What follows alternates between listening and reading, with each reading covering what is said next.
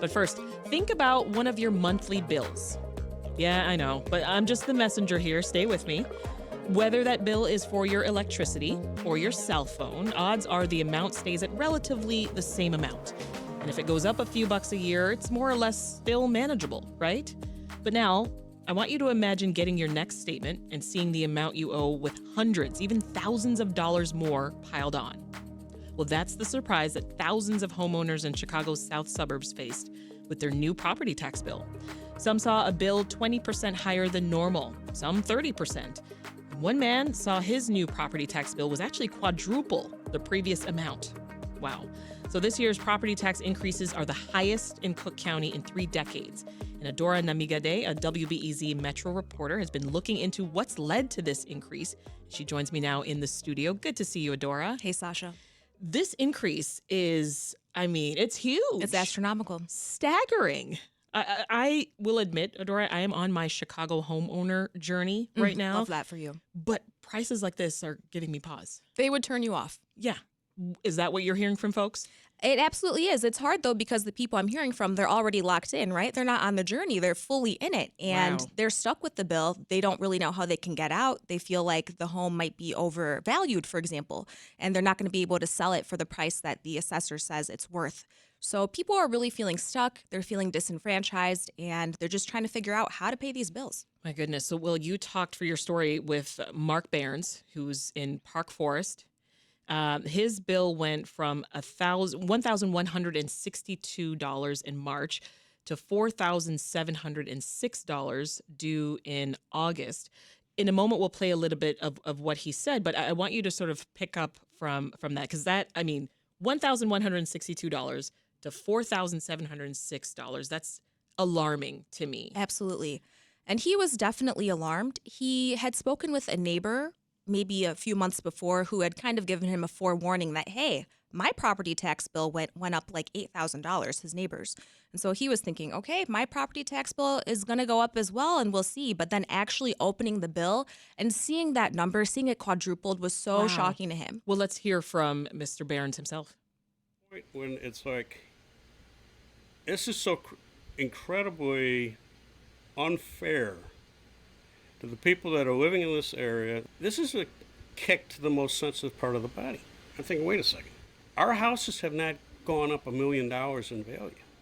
Yeah, so that's the thing, right? That the higher bill, it's not because his home increased in value.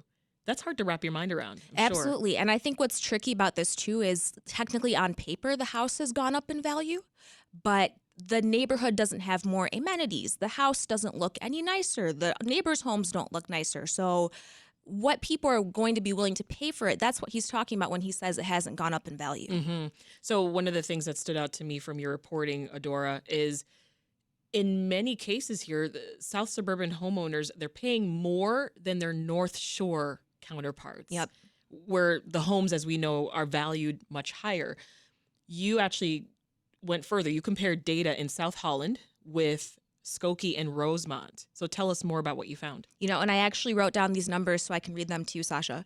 So the median property tax in South suburban South Holland was $7,332 in 2023. Mm-hmm. That was higher than the median property tax in Northwest suburban Rosemont, which was $7,020, and higher than North suburban Skokie's median property tax rate, which was $6,967. Wow. So, yeah, even though the median home For homes that are value- worth more. Exactly. Those homes are worth more, and those neighborhoods have a lot more going on, if you will, than what we're comparing to. Mm-hmm. So even though the median home value was less than half of the figures for those two suburbs I mentioned, Rosemont and Skokie, higher tax rate. And Black homeowners, they're being hit particularly hard here. How so? They're really hit the hardest. There's a lot of complicated issues that have been going on for years, even decades, in the south suburbs where predominantly Black people live. There are things like continual disinvestment going on, Commercial property has decreased because businesses have left the area. Even in the city of Harvey, they passed a law earlier this year that if you are late or delinquent on your taxes as a commercial property, then you're not going to be able to open a new business or continue your business. So there's just a lot of competing factors going on that have been in process for a long time. Yeah. And also, even the Cook County assessor said on their website that for years, assessors have overvalued Black and Brown owned homes while undervaluing homes in the white suburbs. Mm. And this, I imagine, is impacting residents every single day. I mean, what are some of the things that they told you? Absolutely. Even Mark Barnes, who you mentioned earlier, he said, he's lucky. He's a pretty frugal person. He generally saves his money because he's had some hard hits in his career. And he's like, I'm going to be able to pay it, but what about my neighbors? I interviewed another person, Glynis James Watson, and she was planning to hopefully retire soon. She wanted to be able to go travel. She's been working so hard for so many years. But after she saw her new tax bill, which had more than quadrupled, she was like, you know what? I can't just go and travel. Yeah. Well, I want to talk more about why this is happening, Adora. You talked with Cook County Treasurer Maria Pappas. What did she have to say? Maria Pappas has been in her role for a very long time as Cook County Treasurer. And she said, Adora, I've been in this job for decades. And the number one question I get is, why did my taxes go up? Like, they look to her because she's the treasurer. But she told me that, people don't actually understand everything that goes into what they see on their tax bill. I'm not the person taxing them. Many, many, many different municipalities and local groups are the people coming together and taxing these people. And she also said, people don't know where these taxes are coming from, right? And I actually pulled up a photo of Mark's tax bill, and I'm just going to read you a few of the places that are taxing him. Oh, I'm terrified. It's a long list, so I'm not going to read all of it, just a few. The Village of Park Forest is taxing him. Madison School District 162 is taxing him. Rich Township High School District 227, the Park Forest Library Found, the Cook County Road and Bridge. It's Oh, a my rich goodness. township. Yeah, it just goes on and on and on. Oh my gosh. And it sounds, though, like a vicious cycle. People are leaving, as you talked about, right? And when they leave, the levies have to be split among fewer people, like Exactly. the remaining people.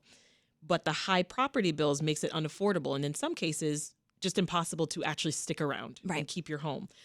So then you have more people leaving, and the cycle continues. Talk more about what you heard from residents on that. Yeah, either people want to leave, like you just mentioned, or people just feel really stuck and are trying to figure out, how do I pay this bill that's right in front of me?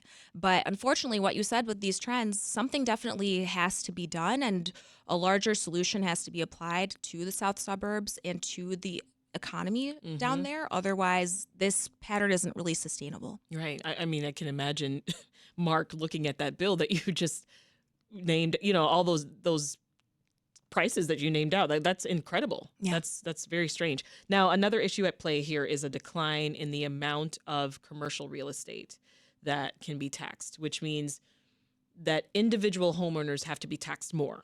And I wonder if there are efforts then to grow the private economy.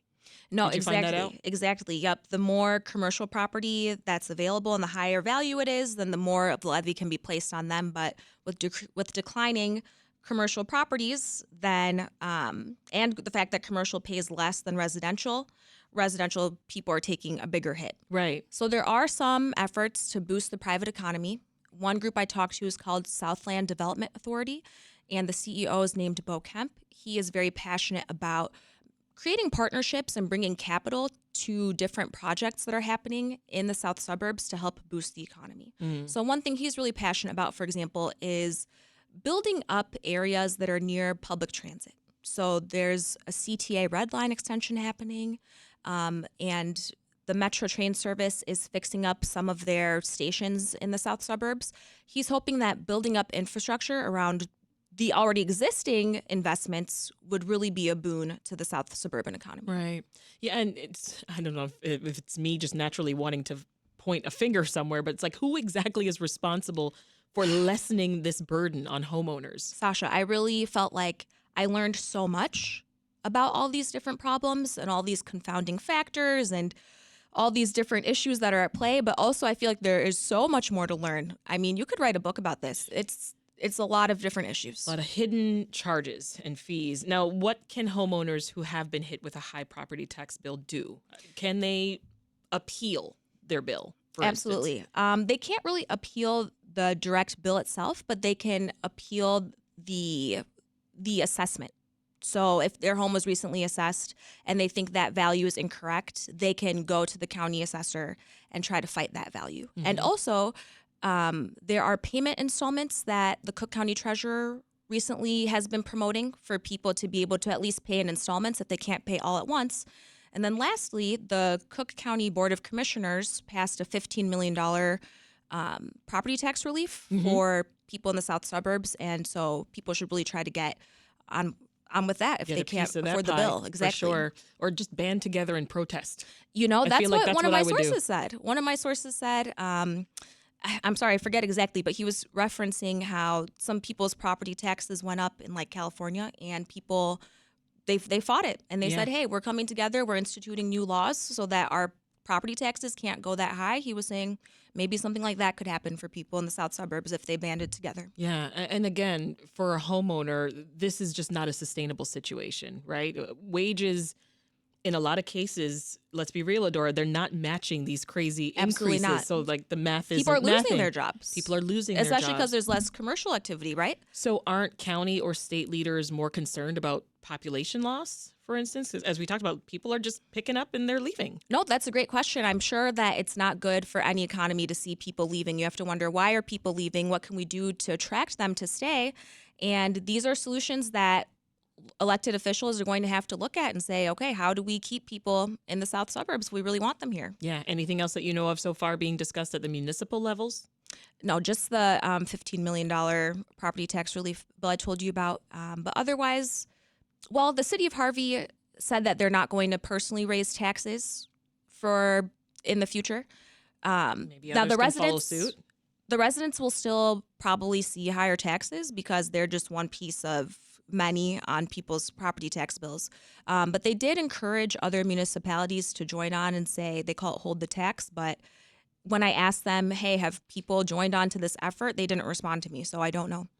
Well, as I said at the top, jumping into this vicious cycle. So I'm terrified, trying to flee the city and go south. And I don't know if the South is ready. That's what's tough. Yeah.